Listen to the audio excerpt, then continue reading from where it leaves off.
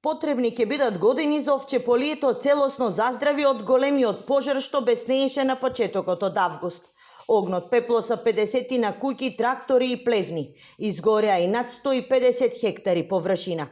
Ова се првичните анализи направени од она што граѓаните досега го пријавиле, објаснува градоначалникот на Свети Николе. Се пријавени некаде околу 50 куќи, од кои што има неколку во кои што живееле, еден дел кои што ги користеле нормално и периодично престојувале за време на викендите, 20-30 плевни, 10 машини од земјоделска механизација, пчелни семејства и така натаму.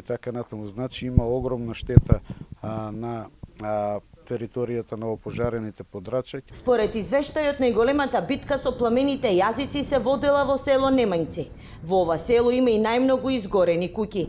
На тој 30 јули, кога огнот буквално го проголта селото, а пожарникари и цивили со начовечки сили ги бранеа имотите, екипа на телевизија Алфа беше нем сведок на тие апокалиптични сцени.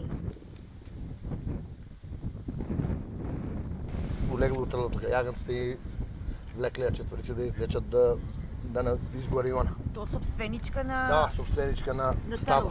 На трло и на стадо овци. Тука едни други исто и тие ќе умреа. Троица. Тај стариот неќе да испадне, оние куќата горела, ќе ја гасат. Не може да ја изгасат. Отидеа полицајци, војници, не знам кои уште се не отидеа па ги извлечеа натака. Своите штети граѓаните може да ги пријавуваат до крајот на месецот. Во меѓувреме во црквите и Црвениот крст во Свети Николе се уште има пунктови каде се прибираат донации.